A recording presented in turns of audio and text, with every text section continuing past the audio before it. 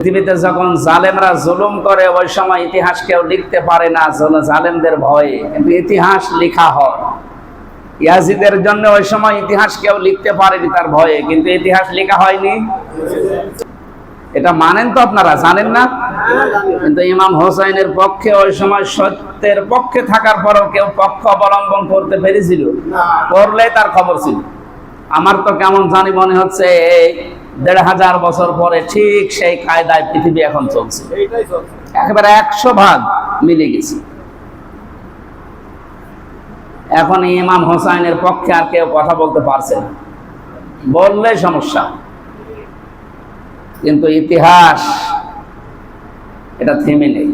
ইতিহাস কিন্তু লেখা হয়েছে, ইতিহাস লেখা হবে না। ইতিহাস লেখা বন্ধ হয়ে গেছে। আল্লাহ বলেন ওয়াল আসরি, ইতিহাসের কসম, কারণ এটা নীরব সাক্ষী। ইতিহাস কি দেখলেন আপনি? ইমাম হোসাইনকে এখন ইতিহাস নন্দিত করে দেখিয়েছে, বিজিত করে দেখিয়েছে। আর ইয়াজিদকে নিন্দিত, ঘৃণিত।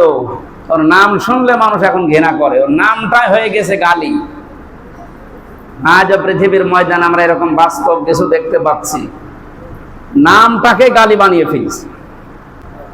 ইয়াজিদ নামটাকে খারাপ, কত সুন্দর নাম ইয়াজিদ, অথচ নামটা এত ঘৃণিত করে, নিন্দিত করে আল্লাহ দিয়েছে, ইতিহাস তাকে দেখিয়েছে।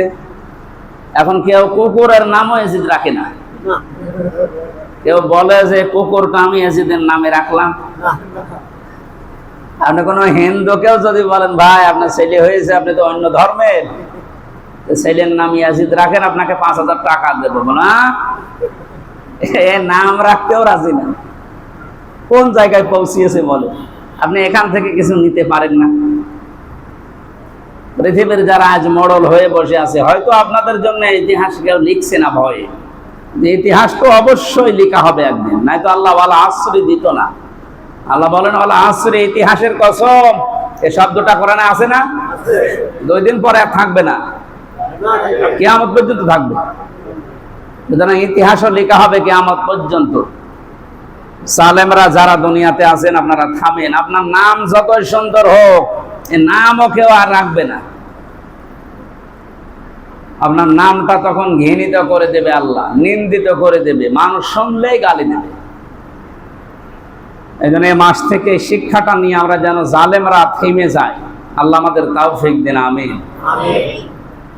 সম্মান যদি আমরা দিতে চাই এই 4টা মাসের প্রথম মাস মুহররমকে, আমরা যেন মারামারি, গন্ডগোল, কথাবার্তা যাদের বন্ধ আছে, এই হারামি খারাপি কাজগুলো আমরা ছেড়ে দিই, তাহলে সম্মান দেওয়া হবে।